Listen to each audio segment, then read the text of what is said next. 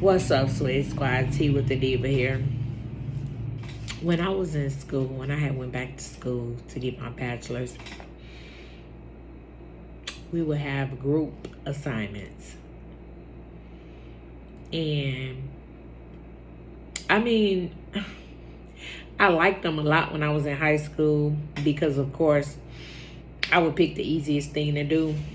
But I didn't care for them so much in college because the slackers always seem like they get over when it's a group project because they do the least amount of work but get the same grades as we get. So I was having a conversation with my girls and they were talking about how they hated group projects because both of my girls are really outgoing. They're A&B students their whole career, and they just always motivated. They've always been that way without any type of threatening or anything. They both have just always just been harder on them, way harder on themselves than I ever was. But they were telling me how they really despise group projects because they always end up doing the most work out of their groups because they're both, the same personality type. So they'll just take over and somebody will send them something halfway done and they'll be so irritated and just totally do it over.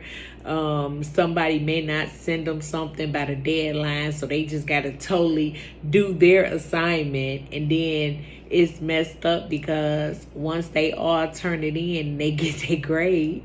They all got an A on it, but only like 2 or 3 of them worked on the project.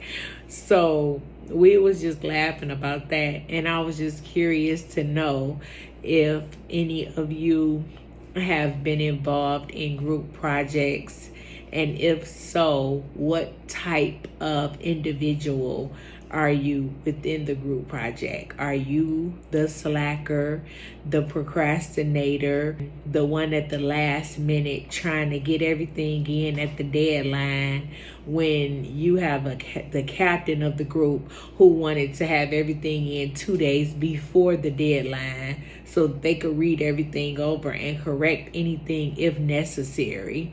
So if y'all are the slackers, explain why and what situations have occurred as a result of you not being as ambitious as the other members of the group.